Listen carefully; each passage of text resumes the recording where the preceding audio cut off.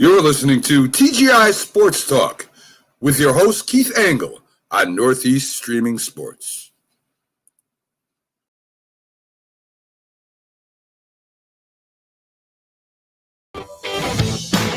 Good morning, everybody. Keith Angle for TGI Sports Talk right here on the Northeast Streaming Sports Network. How are you today? Almost forgot to put myself back in the room.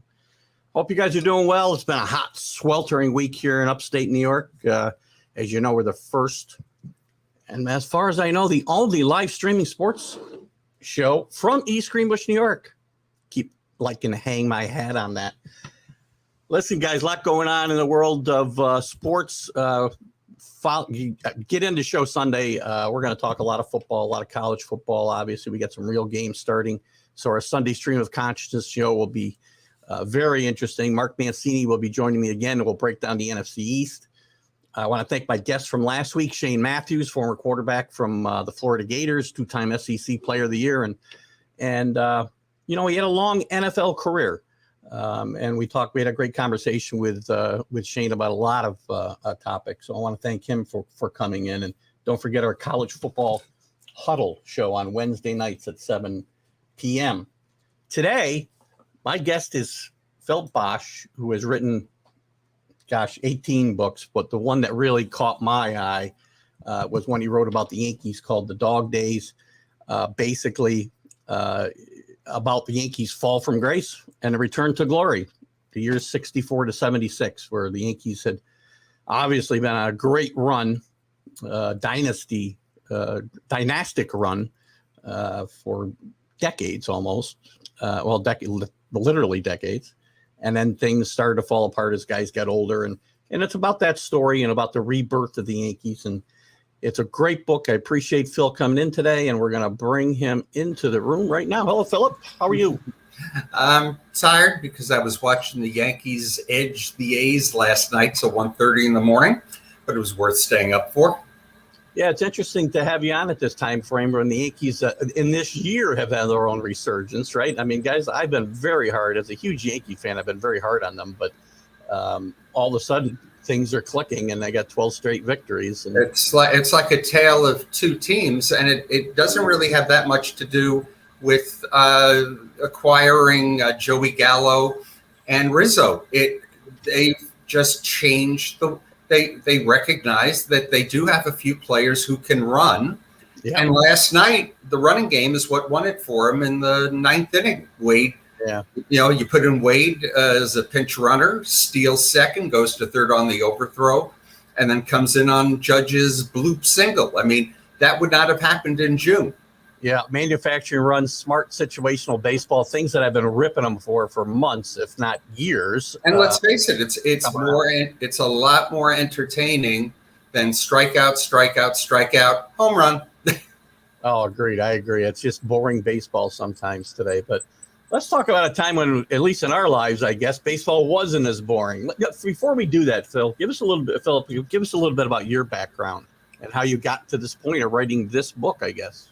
Well, I'm a writer, and they always say you write what you know, and that's good advice to begin with. But I'm a musician.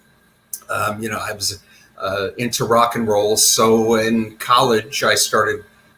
I was music editor of the college newspaper, and then I started my own magazine at Buffalo State College. It was sort of an ersatz Rolling Stone called Foxtrot.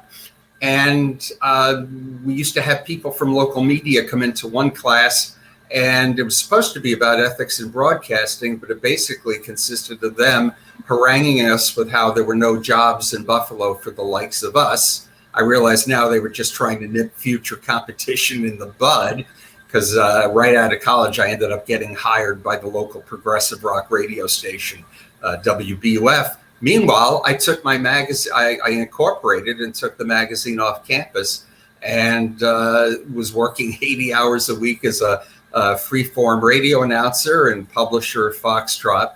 But, I loved radio, but I think I'm more cut out for print because it's more deliberate.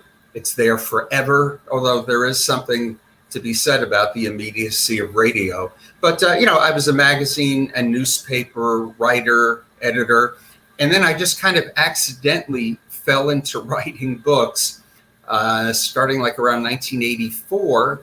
And I thought, you know what, for my anal compulsive personality, this is perfect because I get to dig deep into subjects. And again, you write what you know, but get out of your comfort zone. So most of my books have actually, I've written, I've co-written books too, like with Mel Blanc, the Man of 1,000 Voices, Bugs Bunny, Porky Pig, all the the great radio shows of the 40s, wrote a biography of Ricky Nelson. But mostly I write about really very serious stuff. I've written about 6 books having to do with cancer, prevention and treatment, a lot of other books on health, parenting, serious issues. But I always wanted to write about this era of the Yankees because, this was the era that I grew up with these teams, and no one had written about them. They only wrote about the glory years, and they might have talked about the end of the glory years, which came very suddenly, seemingly overnight in 1965. But of course, the roots go back several years. Anyone should have been able to see that coming. And so I love every book is precious, because when you get it in your hands, this was the original Dog Days on Random House, 1994. When you get it, you think back to, this started from nothing. I had a blank screen, or prior to that, a blank piece of paper in the typewriter. And from that, and maybe months or years of work, here's your book. And it's a great feeling, but it was particular fun. As much as I enjoy interviewing geneticists and rock stars, it was great fun to talk to about 100 of the guys and managers that, I grew up rooting for. And I think it's a fascinating period, not only in Yankee history, but the book also focuses on a very changing world and how the Yankees dealt with that as an organization. But also, too, these were young men for the most part. To me as a kid, they seemed like men, but they weren't. I mean, they were just out of their teens themselves. So how were they affected by, the massive changes that were taking place in society? And you find that in some ways they were very much affected like anybody else. And in other respects, they were very protected from it by being in the bubble that is, Major League Baseball. It is funny how we look at those guys back in those days as these older guys, and they weren't that much older than you and I when we started following them, right? So, and again, here's the softcover version, which, guys, I urge you, if you're a Yankee fan or just a baseball fan in general, this is a great read. And get to Amazon. I know it's there. There might be other places. I talked to Philip about this earlier. There's a resurgence in nostalgia in this country, I think, and especially in the sports world with social media and whatnot, and all the groups that I belong to, and I know Philip does. I think that's where we connected, was through the Horace Clarke years we talked about, and we'll talk about some more. But those types of things, I think, have given a resurgence. This book has been in publication for a long time, right? So, ironically, it came out on Random House in hardcover in 1994. At which time the Yankees were going through their second, actually longer period of dog days. It had been since 1981 since they'd even been in the series, and 1978 since they'd won a series. So they went through a longer and in some ways an even uglier second period of drought. Yeah, when you look at some of the things that were going around the team, it's ironic in my mind. Again, I want to get back to the book in a second, but it's funny you bring up 94. It's ironic that the first wave, the first resurgence, was brought about in a lot of ways because of the entrance of George Steinbrenner. Absolutely. The second wave was brought on by the exit of being suspended. Yeah, and turning the team over to people like Gene Michael and Bob Watson, and letting them do their jobs. And of course, since 96, It's been your team is pretty much in contention just about every year. Yeah. And again, there's a whole generation, maybe two generations, because I'm not even sure how generations work today. But at least one generation that doesn't know anything but Yankee success as far as making the playoffs. Now, Right. They've only been to one World Series since 2003, but that's another story. At least they're in contention. When we were talking about the era we're going to talk about, they were not really necessarily in contention, even though they were on the peripheral of it a couple of years. They had to contend against the Orioles and a lack of talent, a lot of things. But let's dive into the beginning of this. We talked about how, the Yankees obviously for decades have been a dynastic organization. In 64, they go to the World Series with Yogi Berra as their new manager, fresh off the field, thrown into the manager's position. Ralph Houck moved upstairs after winning, a few World Series. But you were talked about how this was not just didn't happen overnight. It seemed like everybody got old right away, but we were working up to it. And it's funny too, and you can comment on this. We talked about old, and I got thinking about the word old, right? And I looked at the ages of these guys, and Maris 31 and Mano's only 34, and today we wouldn't think that was that old, but in that era it was. Tony Kubek, because of his injuries, retired at age 28. But again, so many of these guys, Mel Stottlemyre, today he'd have had Tommy John. He was finished at 32. And today, a lot of the injuries that these guys suffered, there are surgeries for, but there weren't back then. So Tom Tresh, who really was coming into his own as the older stars around him were fading, goes to corral a ball in left field in 1967, feels his knee pop, and he was never the same player since. Today, of course, we know he probably would have been back in a matter of months. Yeah. And let's talk about the Yogi thing. They've been very successful under Ralph Houck, obviously, since he took over for Casey Stengel in 1960, right? What do you feel? What was the genesis for that? Were they afraid about Yogi leaving? Yeah, they were. And Yogi knew how to play politics. He would let them know that he'd had an offer, prospective offer from Horace Stoneham of the Giants. And Yogi was one of those rare, beloved Yankees. The Yankees were respected, but they weren't necessarily beloved even by their own fans, unlike the New York Mets, who, despite finishing in the cellar year after year, had a rabid and growing and much younger fan base than the Yankees had. So they suffered a little bit in terms of public relations by letting Casey Stengel go in the manner they did. Not that it wasn't time for him to be replaced, but right after the 1960 loss to the Pittsburgh Pirates, and it was seen as heartless. And then they turned right around. As we'll get to, they turned right around and do the same thing to Yogi. But yeah, they wanted to keep him around. Houck had ambitions to be general manager, so it seemed a logical move. It did not work out that great. But ironically, the two teams that go to the World Series that year have almost identical situations where there's a lot of rumbling, on both teams about the managers. A lot of the guys, having played with Yogi for all those years, really had a hard time taking him seriously as a disciplinarian. Right. There were rumblings, and Ralph Houck, as early as mid-August, when it looked like the Yankees were falling out of the race, decided just the guy they needed for 65 would be a guy named Johnny Keane for the Cardinals. The Cardinals were floundering just like the Yankees, and there was a lot of dissension on that team, led by Dick Groat, if you recall, great shortstop, who I had interviewed for this book because he was sort of at the center of the discontent over Johnny Keane. So unbeknownst to anybody, Houck and Keane struck a gentleman's agreement that after both their teams finished, in second or third or fourth place, obviously neither team was going to rebound and make it into the 64 World Series.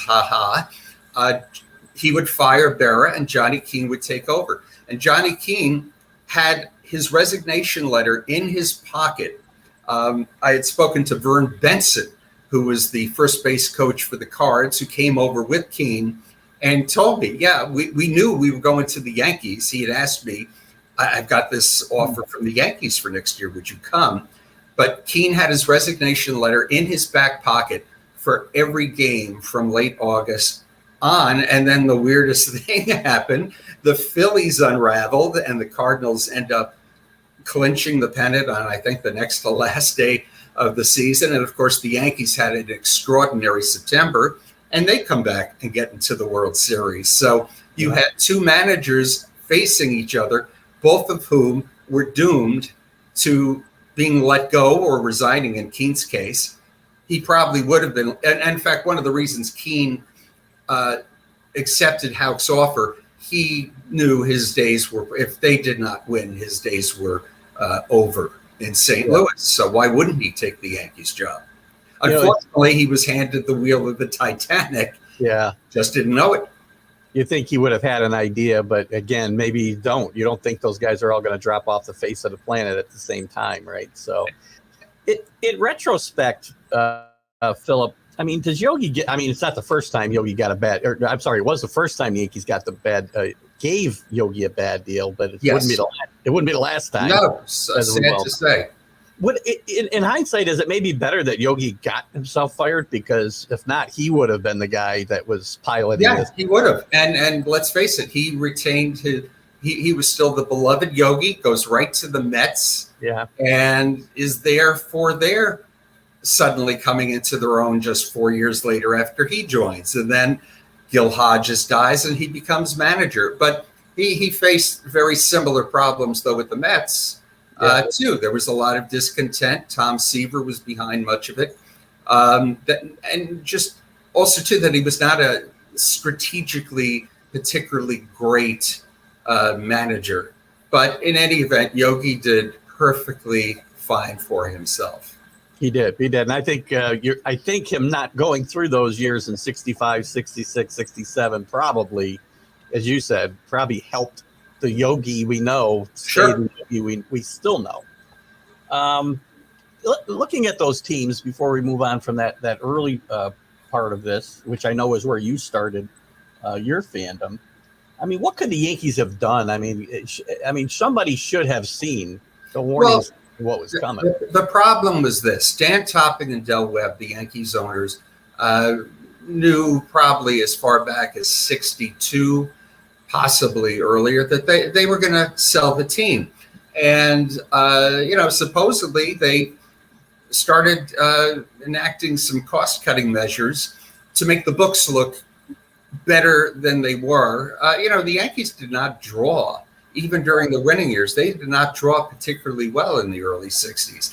And then the Mets come along, and within a year or two, they're the dominant team in terms of fan excitement. And this is a last place team. And of course, the Yankees couldn't understand, people loving losers, what's going on in this country. But there was a change going on. But anyway, Topping and Webb started cutting the budgets for scouting. Their team did not sign bonus babies, as they were called back then. Guys who went for the astronomical sum of $50,000 back then. And the biggest issue goes back even further to their general manager from the late 40s to 1960, George Weiss, who, there's no other way to say it, was a racist. And the Yankees were very late to the game in signing African-American players. And, some greats went to other teams. And, the Yankees didn't have a black player until Elston Howard. And that's in 1955, I believe. And he was the only one for a long time, right? For a long time. So they were very behind the curve. And that really can be laid at George Weiss's feet. It really can. Yeah. I mean, as you look at it, Johnny Keene gets a bad deal a little bit, but I guess it's of his own making in a way. I mean, would they have done better with a different manager? I don't think so. No, probably not. But he was the completely wrong guy. He brought a national. First of all, he brought the game of the St. Louis Cardinals, who were not the New York Yankees. I forget who it was. I think it was Clete Boyer who said to me, he wants us to bunt and run. We don't bunt and run. We sit on the bench and we wait for the next guy to hit a 3-run homer and we all go home. What are you talking about? He also, the Yankees were a loose team. There were guys who liked to go out and drink. And so long as they performed, they were allowed to do that. Well, in comes Johnny Keane, who's a real stern disciplinarian. He kind of picked on Mickey Mantle, which was the very wrong thing to do because Mantle was so beloved by his teammates. So he got off to a terrible start with the team. Winning probably would have solved a lot of that. But a lot of this, first of all, there was nobody in the farm system. But then why would you expect Tony Kubek to go down with injuries in 65 and retire at age 28? Why would you expect Roger Maris to go from being the, productive, excellent player he was to barely playing in 65 and 6 due to serious injuries? Mantle had injuries. Later on, Tom Tresh has injuries, and who looked like was going to be a very, very good major league player, right? He was. In fact, he had an excellent, one of the few. He had an excellent 1965, and was looking like he was poised to become the next. I don't want to say next Mantle, but he was a guy you could build a team around. And then the pitching. Who would have thought that Jim Bouton, who had won 21 games in 63, 18 in 64, well, as he put it, I woke up and my arm fell off, and he goes 4-15. He's gone. They traded Ralph Terry. Whitey Ford went from 17-6 in 64 to 16-13, but didn't look like the same guy. And then his arm basically fell off, and he was retiring a couple of months into the 67 World Series season. So a lot of this you really could not have seen coming. But the problem was, if you're not investing in your team to make the books look good for when you sell it to CBS, there really were very few quality players in their minor leagues, which was not the Yankees' way. Yeah, and so we get through these 2 years of just, if you're a Yankee fan, they had to be. And again, I wasn't really old enough to appreciate that yet in 65 and 66, but those years were just really bad years and long seasons, I'm sure, for Yankee fans. But we get past the Johnny Keane era, which was very short, obviously 2 seasons. And Ralph not even. He got fired after the Yanks were actually 4-16 to start the 6. Because a lot of people thought, okay, 65, that was an aberration. There's still there's Maris, there's Mantle, there's Ford, and of course, it not only was it not an aberration, they finished last for the first time since the 1910s. Yeah, that was unheard of, and of course, the season kind of culminates with a game in late September against the White Sox. It was a misty, miserable day, but you had 413 people in giant Yankee Stadium, and it was so quiet. Steve Whitaker, who was playing, I think, center field that day, said to me that it was so quiet. Me and Clete Boyer, who was at third, we were carrying on a conversation in our normal. We didn't even have to shout. We were just carrying on a conversation. It really was, and Hal came back. The players were thrilled to see Keane gone, and Ralph was the players' manager, as they call it. And there was a brief resurgence, and then the wheels just totally came off. And after that season, traded Clete Boyer, traded Roger Maris. Again, Ford is just months away from retiring, and come 67, the team has a whole new look. But it's again, people forget this is before free agency. You couldn't buy yourself players, and if you had nothing to trade, and the Yankees got a journeyman named Charlie Smith for the great Roger Maris. Yeah. Although and for Maris it was a godsend because he goes to St. Louis, gets in the World Series 2 more years, and then gets a Busch beer distributorship. His life was made. So for Maris, and he was tired of New York and being he was sort of a scapegoat unfairly for a lot of fans. But you're starting from the bottom, and you don't have much to build with. Yeah. I mean, they did start. I mean, we've kind of officially started what we call the Horace Clarke years at this point, right?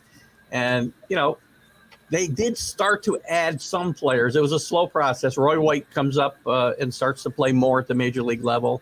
They didn't know where he was going to play yet. I know he bounced around the infield. Yeah, I saw him. I went to a depressing game in late '65, and there was a guy named Roy White at second base. I think he was wearing number 48 then.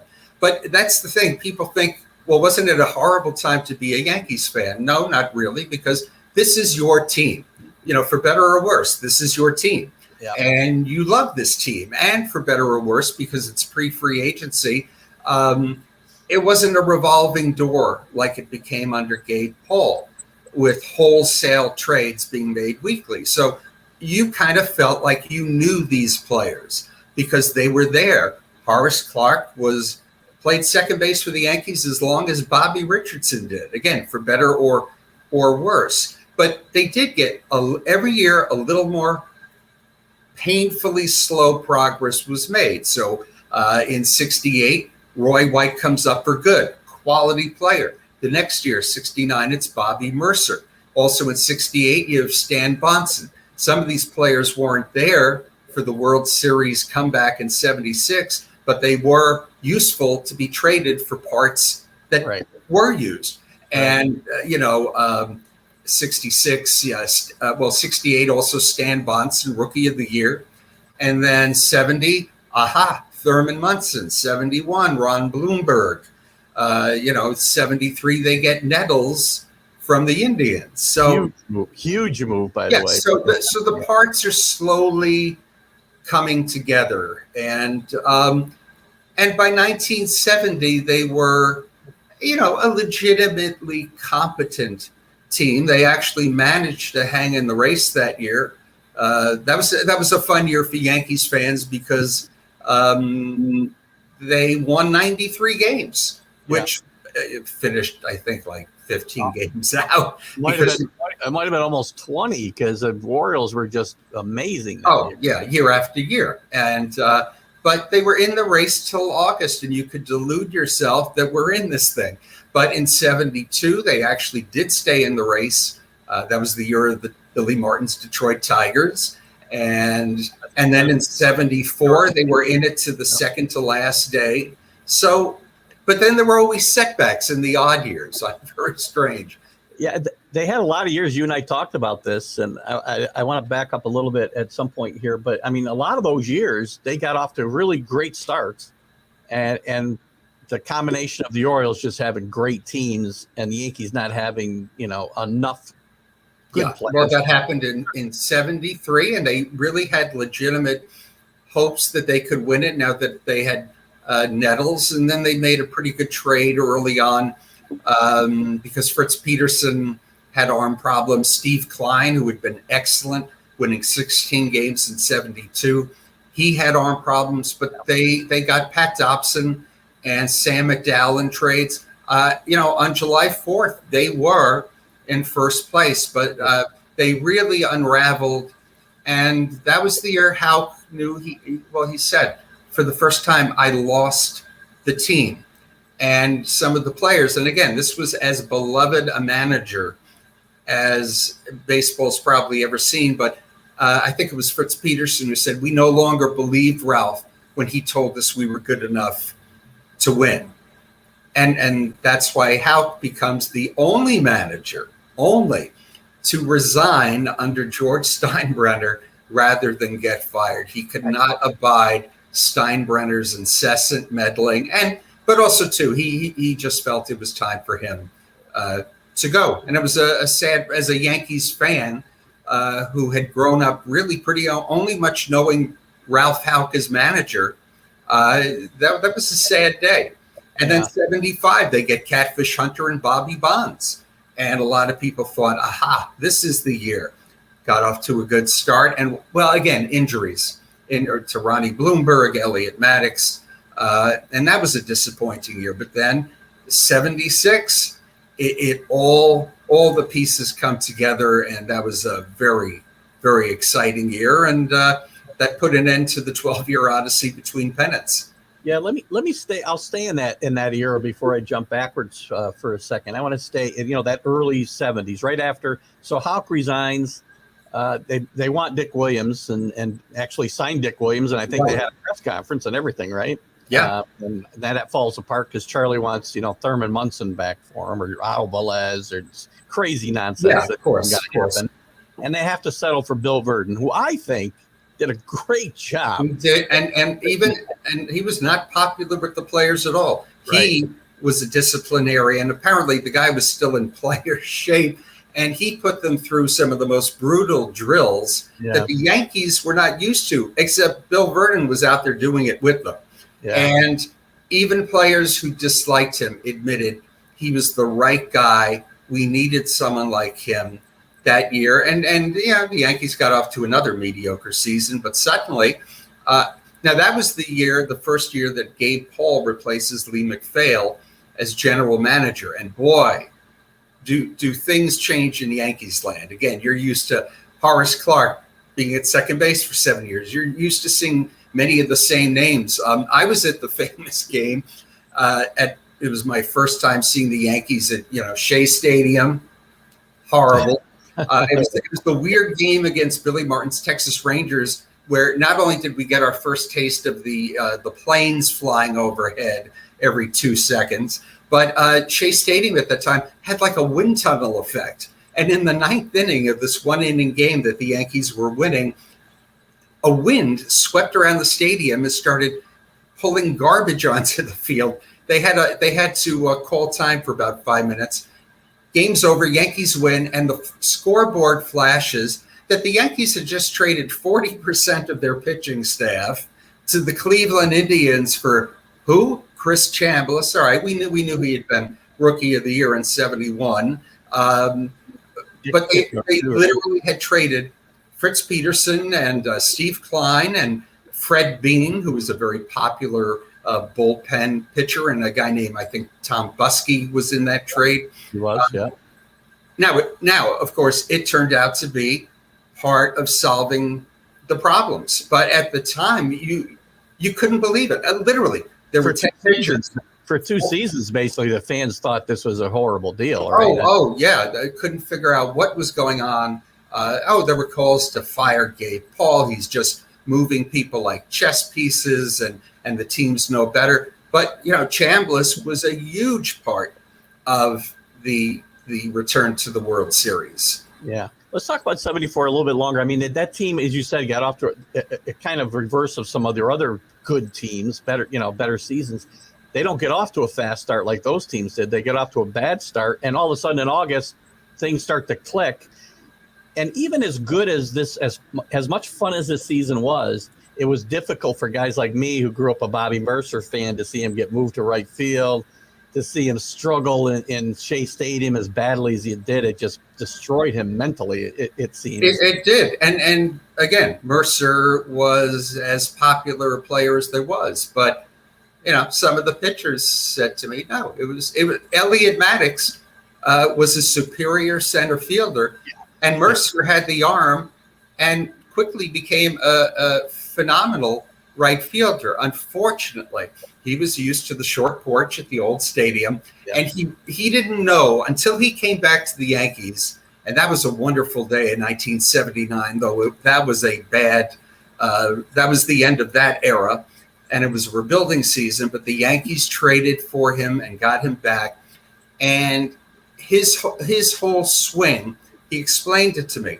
He comes back to the Yankees, and Charlie Lau, the famous hitting coach, says to him, "What are you doing? You're turning your wrists." And he realized that to try to get home runs in Shea Stadium, he had changed his batting style, so he was actually hitting down on the ball. Yeah. And he changed back at Lau's behest, and lo and behold, the stroke came back. I mean, he had some very good years for the Giants and the Cubs. He was his usual excellent, steady self. But that he was not happy that year. But he also did not expect to get traded. And I I just remember the tone in his voice when I asked him. I said, and of course, and what can you say? It was heartbreaking to see him go, but the Yankees then used Bobby Bonds, who they got for Mercer the year after. They trade him, and who did they get? Ed Figueroa, who becomes their number 2 or 3 starter for 76, and Mickey Rivers. So, without that trade, the Yankees perhaps don't make it to the series in 76. But I asked him, what were your emotions when you saw all right, they didn't win the series that year, but when you saw them beat Kansas City and go into the World Series for the first time in 12 years. And he sort of snapped, I should have been there. Yeah. He was really hurt. Yeah. And I think as much as getting traded, I think it was the way it happened, right? George had guaranteed him he would be a Yankee for life. And right. Then it was very, very cold and the way he was told by Gay Paul, at least the way I've seen it described over the years, I think in your book as well, just very matter-of-factly, we traded you. Yeah. Good luck. George Steinbrenner wanted Mercer to be the captain, but Mercer was not comfortable with that. He said, I just didn't see myself being a team leader in that way. So he turned him down. So, Steinbrenner thought the world of Mercer. On the other hand, the Yankees were stuck playing another season in Shea Stadium. Bobby Bonds was a phenomenal player. Had a up and down kind of first season and only season with the Yankees. He did hit 32 homers, but he was injured much of the time. And as later came to light, he did have a bit of an alcohol abuse problem. Yeah. And then he was a goner because Billy Martin comes in. Like him. Yeah. And Martin, and then they almost, Bonds told me, I challenged him to a fist fight. You want to go for it right here in the dugout? Let's go. Not the only player, and certainly not the only African American player to have problems with Billy Martin. Yeah, we'll touch on Billy in a second too. What I want to talk about is, let's talk a little bit about Thurman. You were talking about Bobby, George wanting Bobby to potentially be the team captain. Talk about Thurman and his evolution. When he came up rookie of the year, and he had a struggled for his second year, but his evolution to being the leader and eventually the captain of this team, and what it meant to that growth that we've been talking about. Oh, I mean, and you talk to the players. I mean, they're the best judges of what somebody means to the team, and he was the heart. He was really the heart and soul of those Yankees teams. But if he had been a 260 hitter with 10 home runs, given his defense, you'd have been happy with that. But suddenly he blossoms in 1973 and 4 and 5. He's a 300 hitter, can drive in 100 runs, and he's an incredible catcher and a team leader. So, he was probably the most valuable player of most of those teams from 73 on.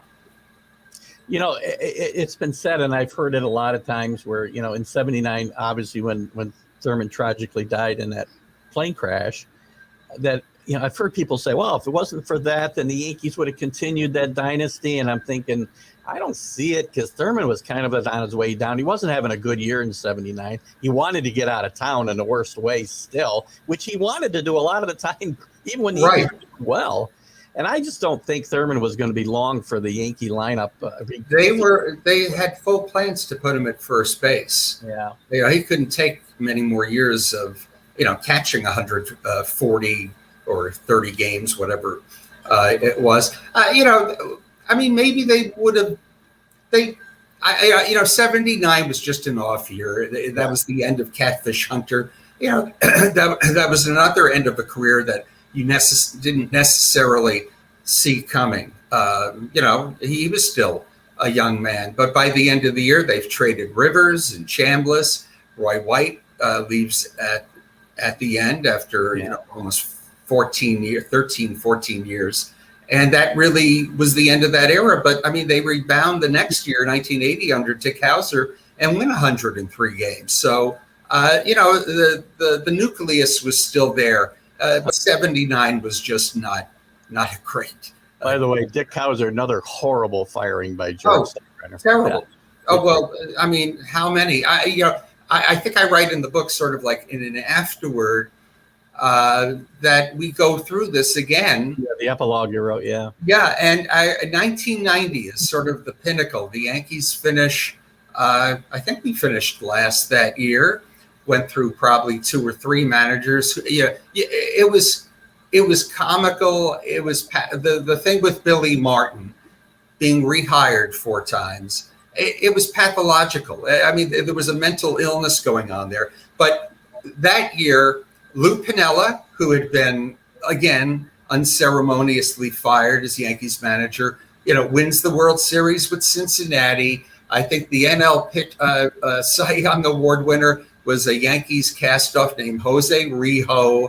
You had all the top players in baseball that year. Fred McGriff, they had all been Yankees farmhands who were, just jettisoned to bring in some other fading veteran with some name value.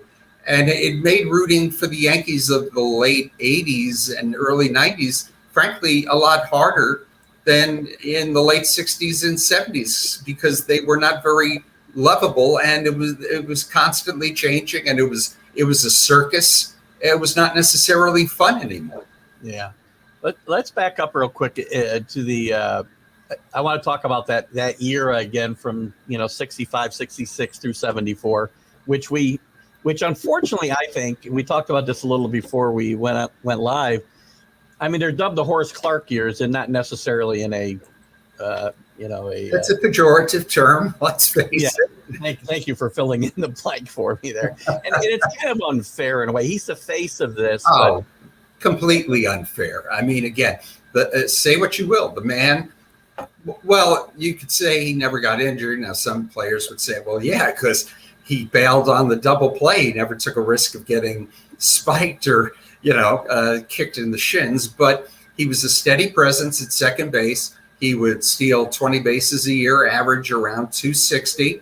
I mean, he was a competent ball player. Now, if you had, and on the 1976 Yankees, you probably would have been perfectly happy with him because you had enough parts around him, and but not in the early 70s. And again, but he is unfairly maligned. However, the idea that he was somehow a very unfairly unrecognized defensive player is just not true, because numerous Yankees pitchers told me, and they're not ones to criticize one another, but facts are facts. There were tons of Yankees main starting pitchers: Peterson, Bonson, Stottlemyre. These were all sinker ballers. So the Yankees had, there was ground ball after ground ball. There were many he didn't get to. And then the bailing on the double play. And it got so bad that in 1971, and this was first told to me by Jack Aker, who was a very good relief pitcher, the chief for the Yankees, and then seconded by Peterson and Klein and Bonson. They went to Ralph Houck and they said, you've got to get Horace out of there or we're going on strike. Now, of course, they're not really going to go on strike. And Houck told me that, they were not wrong, but he said, we don't have anybody else. We've been trying to replace Clarke for years, but we don't have anybody. And they didn't. So if he's the best you got, you play him. Right. Gene Michael was a 220 hitter, and he was the Yankee shortstop for, a solid five years because there was nobody else. I would argue he was a worse player overall than Horace Clarke. Absolutely. Very good shortstop, very cerebral, clever, great baseball man, as he later proved. The hidden ball trick was a lot of fun. That was his forte, right? Yeah, he did it a couple of times, and that was fun. And those were the things of those years people forget. And Mike Burke, who was president of the team in the CBS years, he takes sort of a bad rap. It's unfortunate. This all happened on his watch. But he never claimed to be a baseball man. But he was good for the Yankees in terms of realizing we have to compete with the Mets. And they are the team of Woodstock. It was very appropriate. I thought that the Mets should be the team of 69, just like the Jets early in the year and the year of Woodstock. They were the team of a younger generation of fans. And they seemed cooler and hipper, and they probably were. They had that nucleus of players in their mid-20s, Seaver and Kuzman and Ryan. But so Mike Burke took it upon himself. He knew the Yankees had a very stodgy image. I remember being at Yankees games in 65 and 6. It'd be the ninth inning. They're losing 12-2. There's 8,000 people in this mammoth stadium. And the surly ushers, most of whom I think were there when the stadium opened in 23, would be chasing you out of the seats. Get out of here, you kids! Go back to your seats. It's like, oh, come on, man! But he put usherettes in '67 in sort of kind of mini skirts. He encouraged players to sort of be fun. So you had Steve Hamilton with his famous Folly floater, which was a blooper pitch that he just released, and it gradually was sighted coming down to earth. And some play. There was a very memorable doubleheader in 1970 with the Cleveland Indians, where the Cleveland first baseman Tony Horton strikes out and hams it up by crawling on his hands and knees back to the dugout in mock embarrassment. That sort of stuff it made baseball fun, and that would have been beneath the old Yankees, who of course for years were compared to U.S. Steel. Yeah. And while that's impressive, that doesn't exactly evoke images of fun, whereas the Mets were fun as losers, and they still retained their lovableness as winners. And the Yankees found themselves no more lovable as losers than they had been as winners. So they had to spend that whole era catching up to the Mets, who were, while the Yankees were lucky to draw 1.1 million, I mean, the Mets were doubling that. Yeah, well, if we're going to look, if people who want to look at this era in a very negative light, call it the Horace Clarke years, if you want to spin it more positive as the Yankees go from a dark time to a good time, I would go with the Roy White years, who made it. Yes. They were the Roy White years. He was the only man, came up in 65, didn't really come up for good until 68, but he was there for the resurgence. A lot of players said, of all the players in 76, when we won that playoff on Chambliss's home run in the bottom of the ninth, a lot of players were particularly happy for Roy White because he was the only guy left who had been there for the whole ride. Now, you talked about pitchers being unhappy with Horace Clarke, and I know from Fritz Peterson's book, which I think is called the Horace Clarke years, if I'm not mistaken. Yeah. He was not. He had to apologize. I think he apologized in that book to Roy White because he was not happy with Roy's defense and his arm strength and guys taking extra bases, not realizing that Roy had a serious arm injury. Right, and he compensated for it by playing a shallow left field. He was very good going back for balls. And you know what? Roy White did so many positive things. Mm-hmm. And defensively, that was his one weakness. But, he was a star of that team. And we were talking before the show, people forget. Think about this. The Yankees had a cleanup hitter who choked up on the bat. There were 4 inches of bat. Right. So at any point in baseball. And he would hit 20, 22, 23 homers year after year with nobody surrounding him in the lineup, him and poor Bobby Mercer. And then, but then again, now there's Munson, now there's Nettles, and now there's Chambliss. And, gradually you had a lineup where they were, protected. But, in 68, 69, 70, they were the only hitting really the Yankees had. Yeah, and I was as unhappy as I was to see Bobby leave, and I realized after a point, that it did lead to those teams getting better because of Figueroa and Rivers. I was happy to see Roy White be able to be there and be a major contributor. Oh, absolutely. 77, not so much in the postseason, but in 78, he was part of that, winning that World Series. And at that point, he's 35 years old. I mean, he was better than steady. He was a very good ball player for a very long time, and one of the few to survive the wholesale changes, particularly once Steinbrenner and Gabe Paul come on the scene. and players are coming and going, and it's a revolving door. And again, turned out to be the right moves. Gabe Paul, at the end of the day, is vindicated. But at the time, it was very confusing for Yankees fans, and there was not an immediate payoff. So he was not a very popular man, Gabe Paul, among Yankees fans, but he should be, because he was the real architect of putting together the team that, really coalesced in '76. Absolutely agree. And let me talk a little bit about, we touched on Billy. So Verdon's in there, and it became apparent that as soon as Billy Martin was available, George Steinbrenner was going to hire him. Because he had this obsession with Billy Martin. To be fair, Billy Martin, for a year or two, was a great manager. He becomes manager for the Twins for the first time in '69. All right, granted, now we're in the divisional setup, no more just two leagues, but, the Twins make it to the playoffs. But then he gets fired. He goes to Detroit, and in '72, they get to the playoffs. He gets fired the next year. He goes to Texas, and they become a very competitive team. Well, but we look at that roster. For him to finish only 4 or 5 games, whatever they finish behind the A's, with that roster is amazing. Yeah, and again, as a tactician, a brilliant manager, but he had his demons, as is well known, and inevitably, he had been fired 3 times in just 5 years of managing by 3 different teams.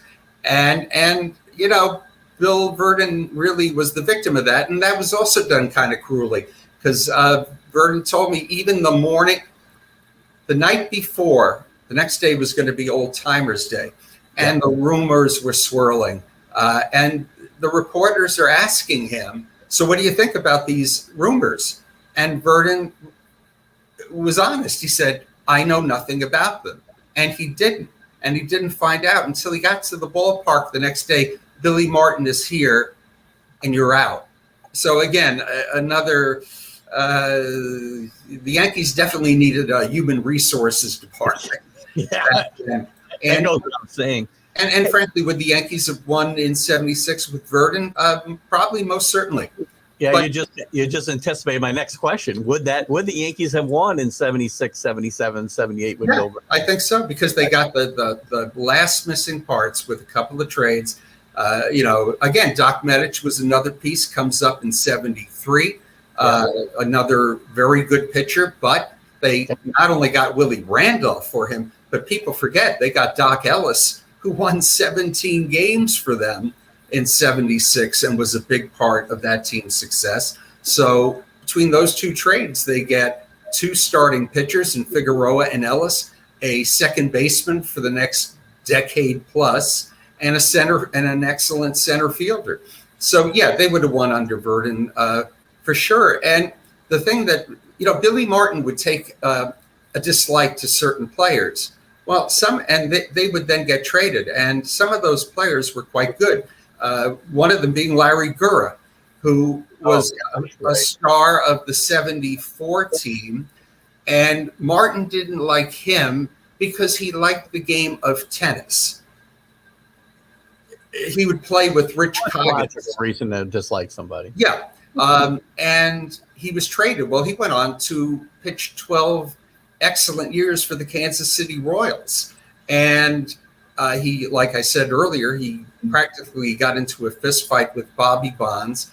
He had hated Elliot Maddox from his time as Tigers manager, and he got traded probably 3 times, didn't he? 4 times, at least 3 times. Yeah. And Maddox was going to be the center fielder of the future, but then he ripped up his knee in '75. But Maddox had been the recipient of a very vile slur from a racial slur from Billy Martin. So, he would get rid of players for reasons that he considered them too soft.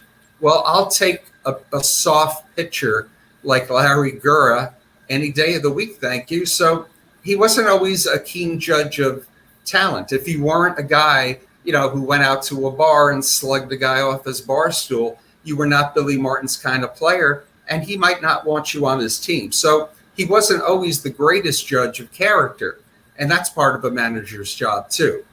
Yeah, it's sad because he was such a great field tactician. Oh, without a doubt. So much fun watching this team. And he fired up the fans. Yeah. 76, that was a great, and I remember that team, and it reminds me of the 96 team, which is the team that broke that lengthy 18-year drought between World Series titles. Yeah. It had power, it had speed, it had defense, great relief pitching, Sparky Lyle, and excellence. They had it all. So it was a multi-dimensional game, and a lot of fun to watch. All the things that turned me off someday. I still love baseball, don't get me wrong, but all the things that are missing in the game today were part of that 76. Yeah, and now, and again, sometimes I wonder, is it possible Yankees management has been dropping in onto the Horace Clarke Years Facebook page? Because overnight, a decision was obviously reached. We have to stop this one-dimensional way of approaching the game offensively of, again, KKK, and then that was a bad choice of initials, but, a very one-dimensional game of just waiting for the home run. And now all of a sudden, they're an exciting, fun team, and they're running the bases with abandon. Yeah. And guys are sacrifice bunting. I mean, that would have been sacrilege back in May. So I think they caught on to the fact that fans were not only upset that they weren't playing well, but were also upset with the style of baseball, which was just, it was painful. Boring. It was boring. Yeah. There's Boring. no question about it. It's okay to lose. Well, it's not okay to lose, but you can handle losing better if you're doing it in an exciting way. But this was just awful. And you're right. Maybe the Yankees are reading social media posts. I don't know. Yeah, I'm sure. Because I've been ripping them for 2 years about this stuff. And now we've got a shortstop who can makes the routine plays, which is all I care about. He doesn't have to hit 35 home runs and make spectacular plays. Just make the routine plays. And I don't want to see them give up on Gleyber Torres because he's so young and could really be a valuable star for years to come. Not a shortstop though, Philip. Now here's the interesting thing. Everybody's talking about the resurgence since July 31st, and a lot of that gets attributed to newcomers Gallo and Rizzo. But if you actually look at the stats, they have not contributed. All right, last night Gallo had a 3-run homer. I really hope they do not give up on Luke Voigt, who's sort of the odd man out at the minute, even though he's been terrific since, and we know what he's capable of. And I hope they don't give up on the Miguel experiment in left field and Duhar. Yeah, I do too. I love his bat. He can put him in a lineup every day. He's a doubles machine, and I just love the way he plays the game, and I hope they do find a place for him. So, Philip, unfortunately, we've run out of time. I could go on forever talking about this era with you, and perhaps we'll circle back and we'll do more of it when we have the opportunity, and it makes sense to kind of do it depending on what the topics of the day are. So I appreciate you coming in today and spending this hour with us, and it's been very informative. Everybody get out and buy this book. You got to get quick to run out of copies again. Every time I go there, they're short of copies. So tell them to replenish, Phil. Well, we got the Gutenberg press cranking, and there you go. But thanks. A lot of fun talking to you. It's always fun talking about the Horace Clarke Years Yankees. Excellent. I appreciate it again. And we'll talk soon. Thank you, Philip. Okay. Thanks a lot. Appreciate it. Okay. Bye-bye. Philip Bashe, the dog days. Well, it's not the dog days, just dog days. Guys, great. This is the paperback version. It's Philip had showed you the hardcover version earlier in the show, and I just saw it for the first time on Amazon actually this week. So get out and get the book, guys. It's a lot of fun. It's a great read. You'll read it in a couple of days. It's just, you can't put it down. So thank you to Philip for coming in today. Guys, we'll be on Sunday with our live stream of consciousness show, and we'll have a lot to talk about, guys. The pennant races are heating up.